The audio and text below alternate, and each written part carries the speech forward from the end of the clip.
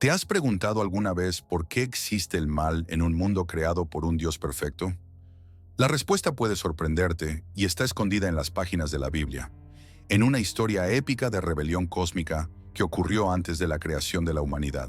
Imagina un reino celestial en perfecta armonía, lleno de seres angelicales poderosos y hermosos, creados para adorar y servir al Creador. Ahora imagina a un tercio de estos seres volviéndose contra su propio Creador, liderados por uno de los ángeles más brillantes y poderosos. ¿Qué podría llevar a criaturas tan perfectas a rebelarse contra un Dios todopoderoso? ¿Y qué hizo Dios con estos ángeles caídos? Esta es la historia que la Biblia nos cuenta. Una narrativa que desafía nuestra comprensión y nos lleva a cuestionar todo lo que pensábamos saber sobre el bien y el mal. Nuestra jornada comienza en el inicio de todo, antes de la creación del universo físico que conocemos. La Biblia nos da vislumbres preciosos de este tiempo primordial, un periodo que desafía nuestra comprensión limitada por la temporalidad. En esta era precaída, en perfecta armonía con sus criaturas angelicales, seres de luz y poder que reflejaban diversos aspectos de su gloria infinita. El profeta Ezequiel nos ofrece una descripción fascinante y detallada de uno de los seres más magníficos jamás creados, un querubín ungido para guardar el mismo trono de Dios.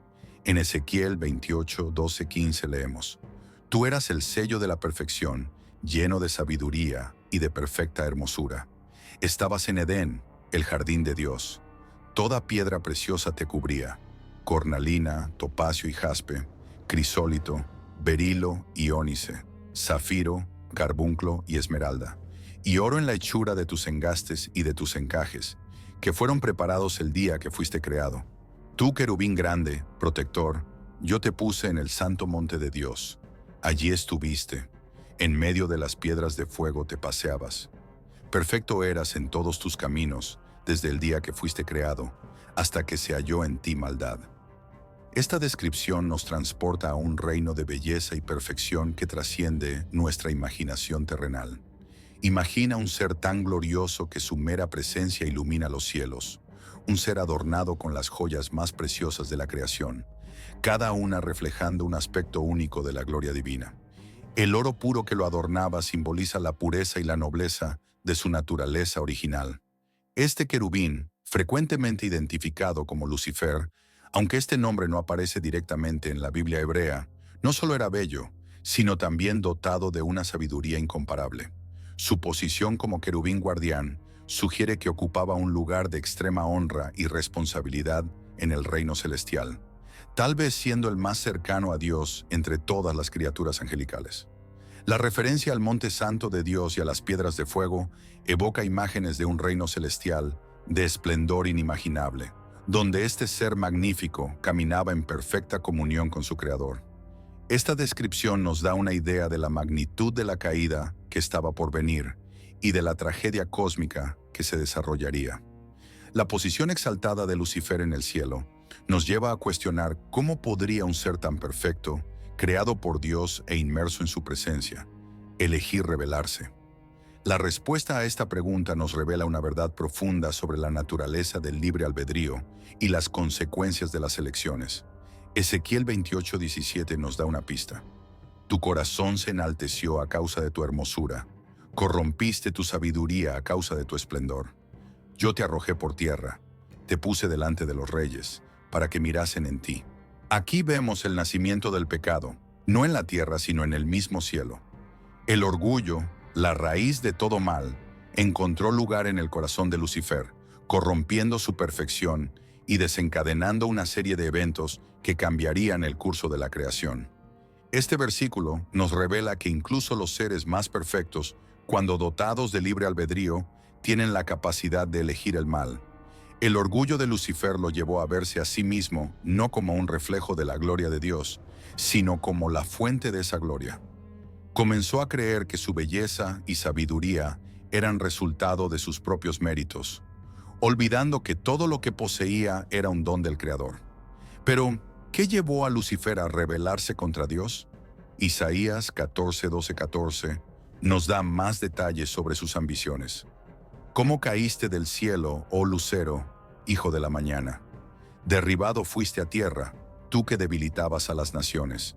Tú que decías en tu corazón, subiré al cielo, en lo alto, junto a las estrellas de Dios.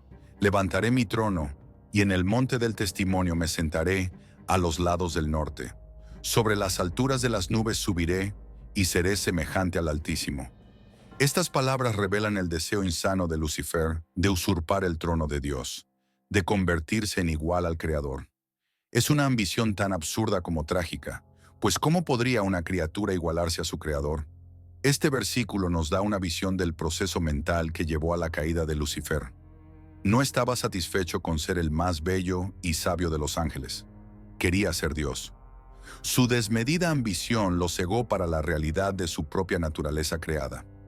Olvidó que toda su gloria era solo un reflejo de la gloria de Dios y, en su orgullo, creyó que podría elevarse por encima de su Creador. La rebelión de Lucifer no fue un acto solitario. Logró convencer a un tercio de los ángeles para que se unieran a su causa. Apocalipsis 12 nos da una visión simbólica de este evento cósmico. Y fue visto otro prodigio en el cielo.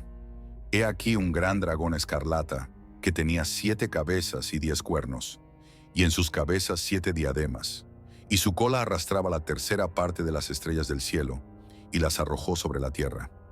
Las estrellas del cielo aquí se refieren a los ángeles que se aliaron con Lucifer en su rebelión contra Dios. Es difícil para nosotros imaginar la escala de este conflicto celestial, donde seres de inmenso poder e inteligencia eligieron volverse contra su Creador. ¿Cómo logró Lucifer convencer a tantos ángeles de seguirlo? Podemos solo especular, pero es probable que haya usado su posición de liderazgo y su habilidad de persuasión para sembrar dudas y descontento entre los ángeles. Tal vez prometió mayor libertad o poder, o quizás cuestionó la justicia y la bondad de Dios.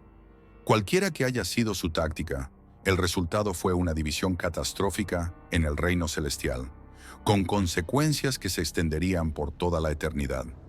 La respuesta de Dios a esta rebelión fue rápida y decisiva. Apocalipsis 12, 7, 9 describe la batalla que siguió. Entonces hubo una gran batalla en el cielo.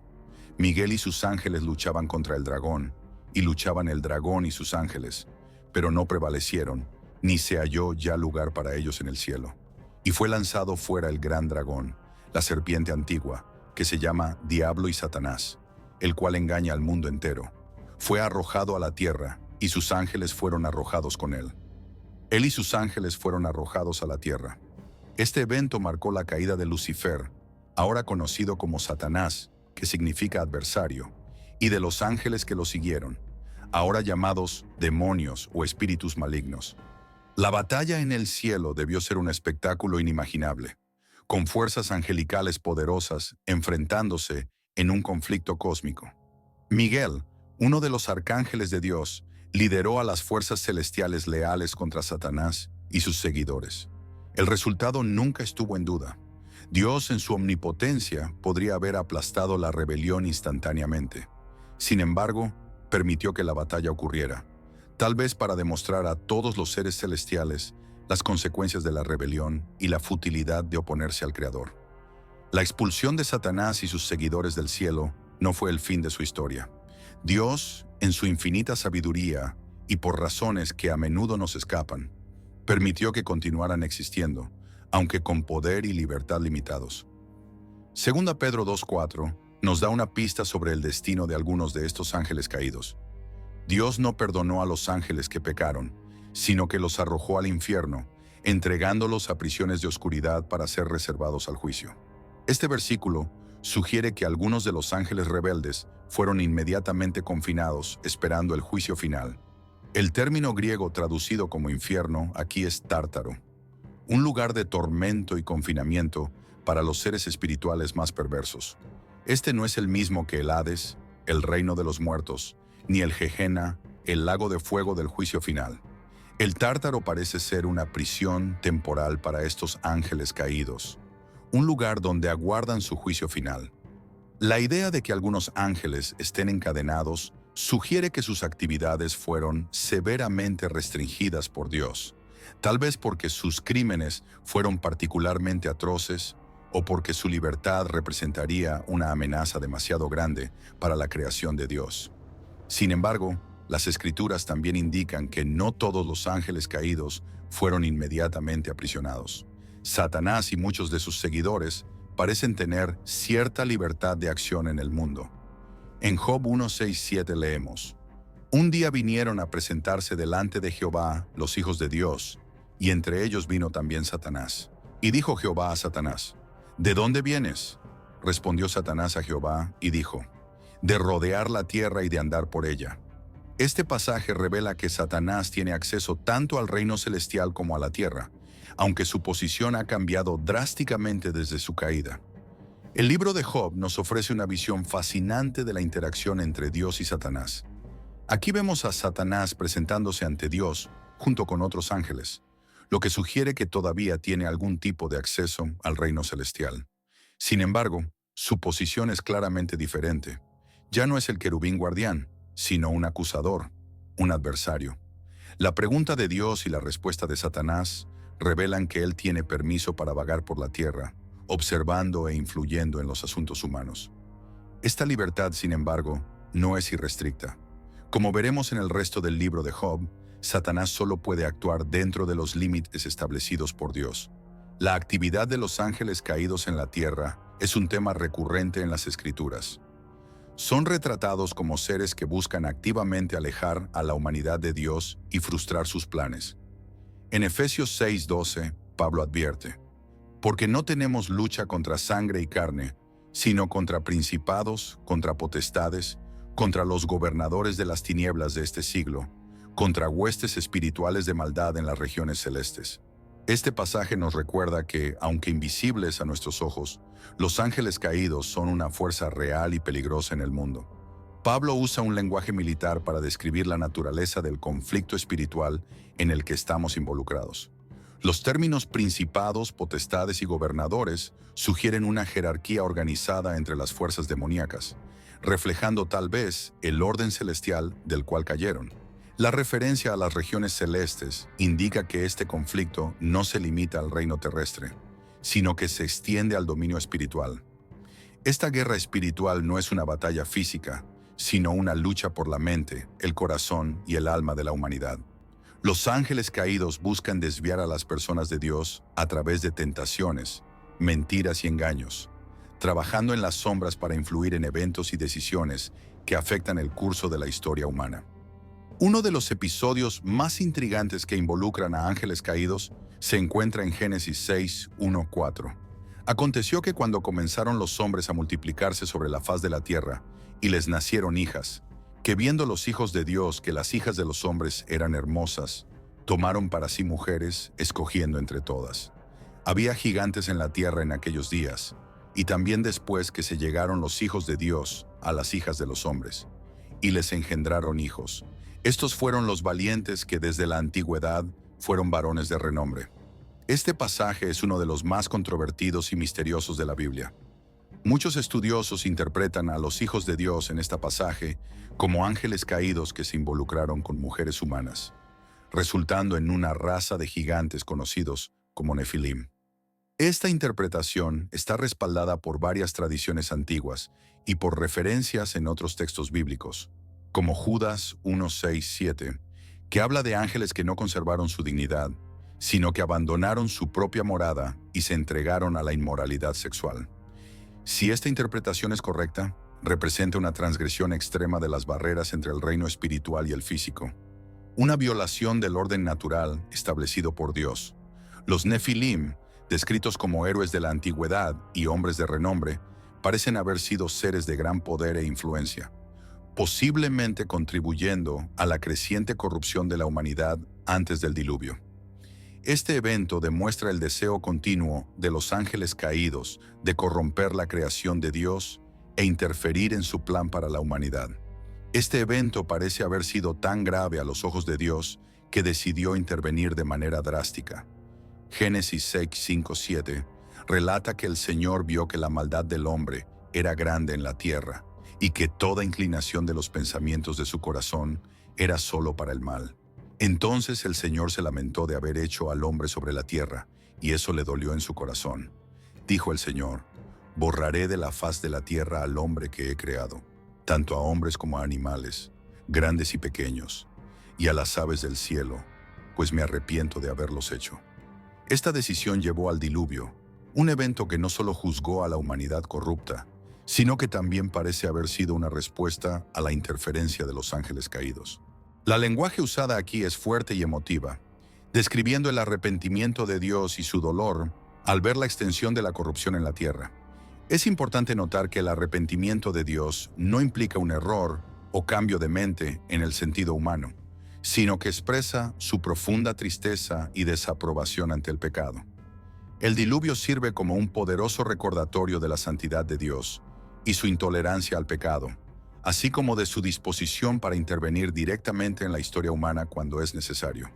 Después del diluvio, la actividad de los ángeles caídos parece haber cambiado, mientras que la interacción directa con humanos, como se describe en Génesis 6, ya no se menciona. Vemos su influencia continuar de otras formas. En Deuteronomio 32:17, Moisés advierte al pueblo de Israel: sacrificaron a demonios y no a Dios, a dioses que no habían conocido, dioses nuevos que habían aparecido recientemente, a los cuales sus padres no temían. Aquí vemos a los ángeles caídos haciéndose pasar por dioses, desviando la adoración debida al Creador hacia ellos mismos. Esta táctica representa un cambio significativo en su estrategia. En lugar de interactuar directamente con los humanos como lo hicieron antes del diluvio, los ángeles caídos ahora operan en las sombras, manipulando los sistemas religiosos y culturales de la humanidad. Se aprovechan de la tendencia humana a la idolatría, presentándose como divinidades dignas de adoración. Esta forma de engaño es particularmente peligrosa, ya que corrompe no solo el comportamiento humano, sino también su comprensión espiritual y su relación con el verdadero Dios. En el Nuevo Testamento encontramos a Jesús confrontando y expulsando demonios frecuentemente. Marcos 1:23-26 relata uno de estos encuentros. De repente, en la sinagoga, un hombre poseído por un espíritu impuro gritó: ¿qué quieres con nosotros, Jesús de Nazaret? ¿Has venido a destruirnos? Sé quién eres, el Santo de Dios. Cállate, lo reprendió Jesús. Sal de él. El espíritu impuro sacudió al hombre violentamente y salió de él con un fuerte grito. Estos encuentros demuestran el poder y la autoridad de Jesús sobre los ángeles caídos, así como su misión de liberar a la humanidad de su influencia. Es notable que los demonios reconocen inmediatamente quién es Jesús, llamándolo el Santo de Dios. Esto sugiere que, a pesar de su rebelión, los ángeles caídos aún tienen un conocimiento profundo de la realidad espiritual. El miedo expresado por el demonio, ¿has venido a destruirnos?, indica que están conscientes de su destino final y del papel de Jesús en su juicio. La facilidad con que Jesús expulsa al demonio demuestra su autoridad suprema sobre todas las fuerzas espirituales, buenas o malas. La cuestión que muchos se plantean es por qué Dios permite que los ángeles caídos continúen existiendo e influyendo en el mundo. Las Escrituras no nos dan una respuesta directa, pero podemos inferir algunas razones. Primeramente, la existencia continua de los ángeles caídos sirve como testimonio de la justicia y paciencia de Dios. En 2 Pedro 3:9 leemos: el Señor no tarda en cumplir su promesa, según entienden algunos la tardanza. Más bien, Él tiene paciencia con ustedes, porque no quiere que nadie perezca, sino que todos se arrepientan. Este versículo, aunque se refiere primariamente a los seres humanos, nos da una visión del carácter de Dios. Su paciencia al tratar con el mal demuestra su deseo de dar a todos la oportunidad de arrepentirse y volverse a Él. Además, la presencia continua de los ángeles caídos sirve para destacar la gravedad del pecado y sus consecuencias. Al ver el estado decaído de estos seres otrora gloriosos, somos recordados del poder destructivo de la rebelión contra Dios. También, la presencia de los ángeles caídos en el mundo sirve como prueba y oportunidad de crecimiento para la humanidad. Santiago 1:12 nos anima: dichoso el que soporta la tentación, porque al salir aprobado, recibirá la corona de la vida que Dios ha prometido a quienes lo aman. La resistencia a las tentaciones e influencias de los ángeles caídos fortalece nuestra fe y nos acerca a Dios. Este proceso de tentación y resistencia es parte integral del desarrollo del carácter espiritual. Al enfrentar y superar las influencias demoníacas, los creyentes aprenden a confiar más plenamente en Dios y a depender de su fuerza. Además, la presencia del mal en el mundo nos da la oportunidad de ejercer el libre albedrío de manera significativa. Al elegir seguir a Dios en un mundo influenciado por fuerzas malignas, demostramos nuestro amor y lealtad a Él de una manera que no sería posible en un mundo sin tentaciones o desafíos espirituales. Es importante notar que, aunque Dios permite que los ángeles caídos continúen existiendo y ejerzan cierta influencia en el mundo, Él ha establecido límites claros para sus actividades. El libro de Job nos proporciona un ejemplo claro de esto. En Job 1:12, vemos a Dios estableciendo límites para las acciones de Satanás. El Señor dijo a Satanás: «Muy bien, todo lo que tiene está en tu poder, pero no pongas tu mano sobre él». Este pasaje demuestra que, aunque Satanás tiene cierta libertad para actuar, solo puede hacer lo que Dios permite. Esto nos recuerda que, a pesar de su aparente libertad, los ángeles caídos permanecen bajo el control soberano de Dios.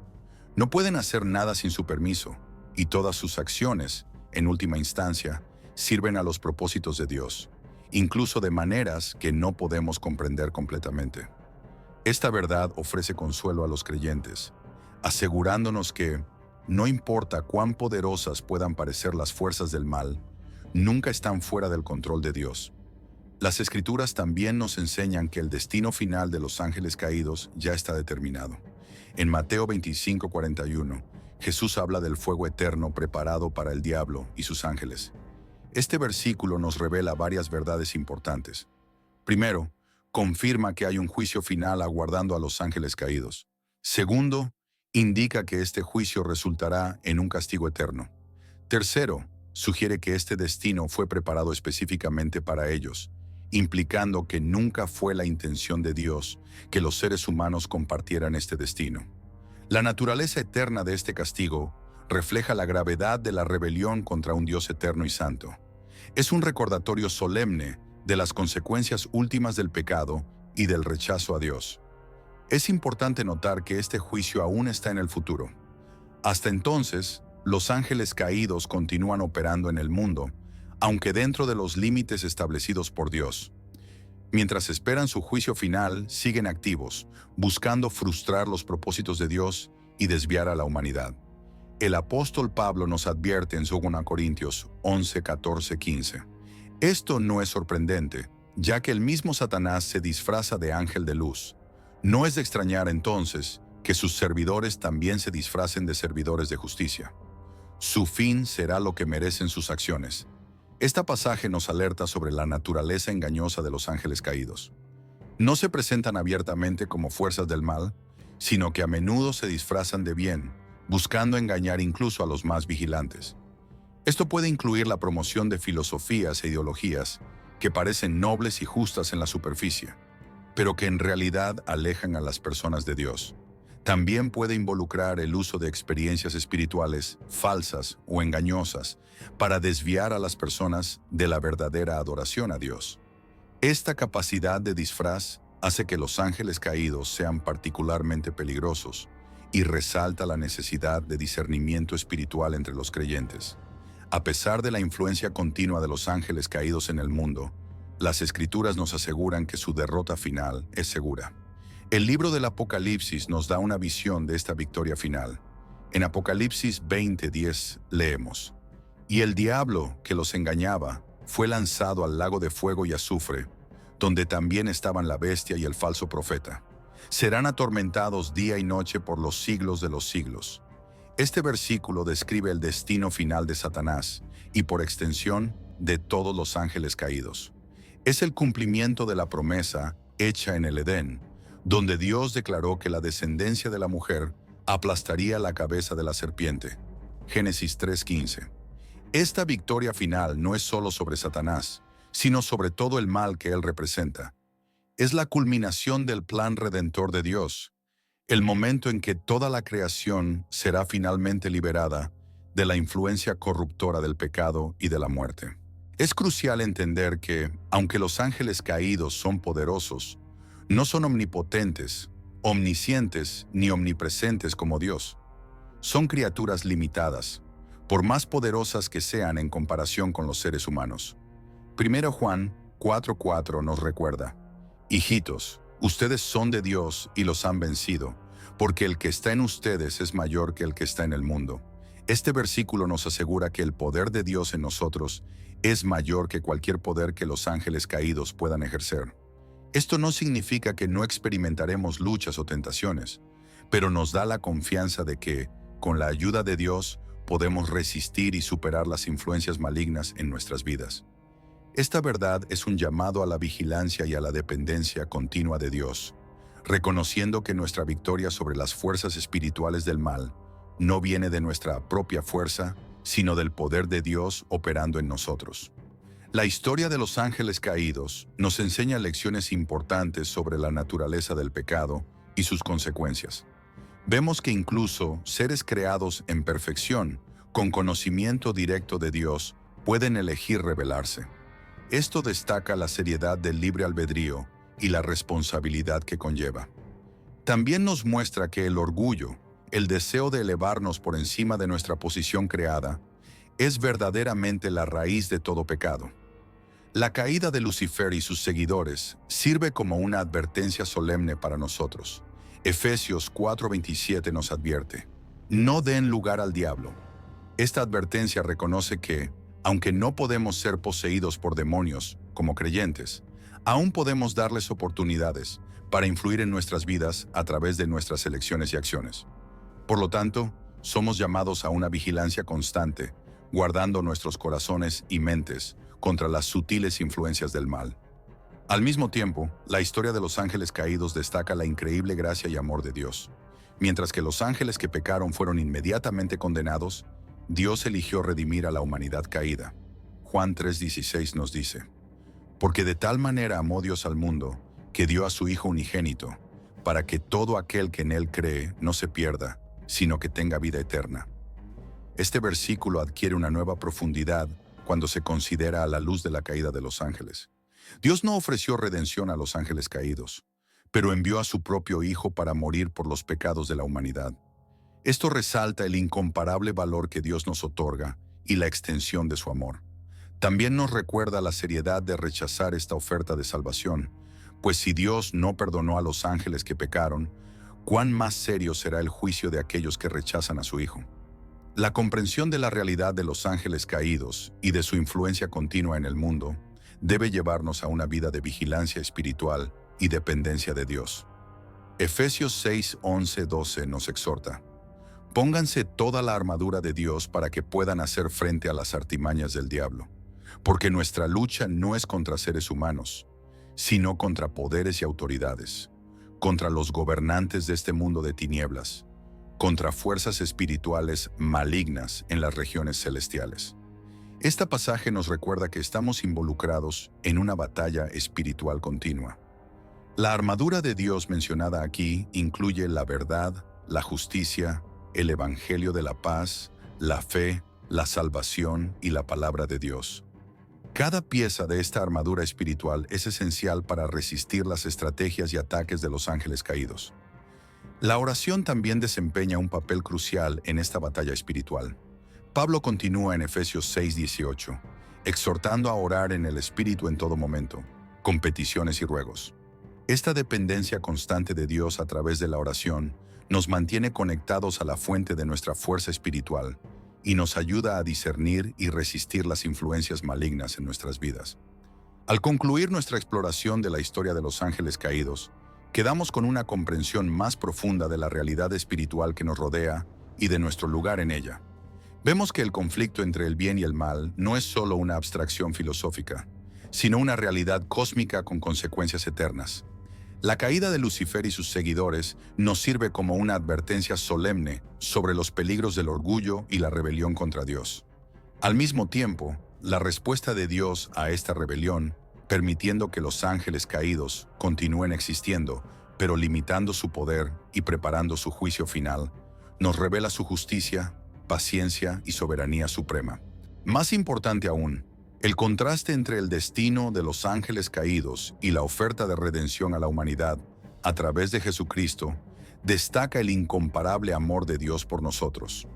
Esta historia nos llama a una vigilancia espiritual constante, a una profunda dependencia de Dios y a una apreciación renovada de la salvación que se nos ha ofrecido.